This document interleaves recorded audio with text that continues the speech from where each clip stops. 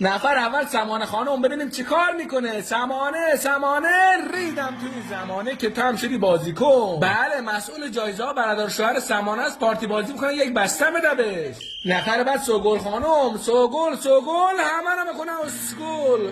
بیا برو، از تو بازیکن در نمیاد. حالا نوبت میرسه به مژگان خانم. مژگان محکم بزن بی وجدان. چه ضربیت زدی؟ نفر بعد هستی فکر میکنم مستی که انقدر سری زدی تو پا. ببینم جایزه قضیه چیه؟ حالا کاپیتان تیم زری خانم، زری سوراخو پیدا میکنه سری. بله، برنده میشه اولین نفر. حالا میره جایزه‌شو میگیره، یک کیسه برنج پاکستانی 5 کیلویی بهش میدن با یک روغن 8 کیلویی فکر میکنم.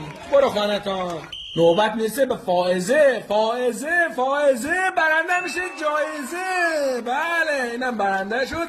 امروز دیگه از قابلمه و مایتابه و